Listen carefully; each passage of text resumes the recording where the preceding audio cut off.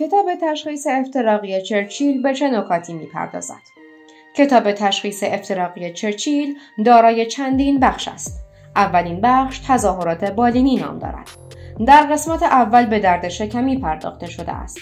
در ادامه نیز به تورم شکم و درد آنورکتال، درد بازو، تورم بازو و آسیت و البته تورم آگزیلاری می توانیم اشاره داشته باشیم.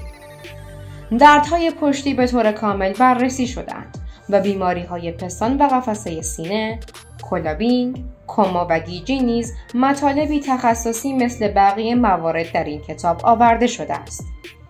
در مورد مادر بیماری‌ها یعنی یبوست نیز مواردی آورده شده است و به سرفه، سیانوز، کری و اسهال و سرگیجه نیز اشاره شده است.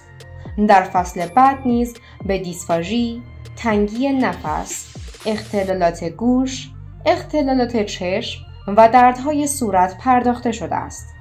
بیماری‌های تورم صورت، زخم‌های صورت، بی اختیاری مدفوع، ضایعات انگشت و درد انگشت نیز در این کتاب بررسی شده‌اند.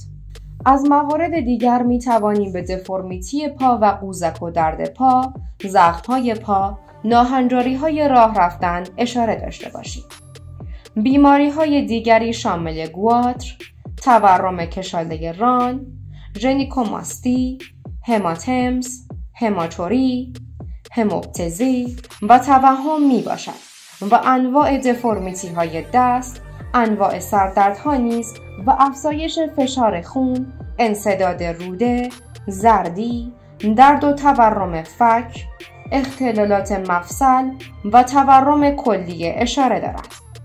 در موارد بعد نیز به درد پا، تورم‌های پا، زخم‌های ساق پا، ضایعات لب و لنفادنوپاتی می توانیم اشاره کنیم. انواع زخم‌های دهانی، درد گردن، خارش و اختلالات زبانی و به طور کلی اگر بخواهیم این کتاب را در نظر بگیریم می توانیم بگوییم که تمامی اختلالات بدنی در این کتاب بررسی می شوند.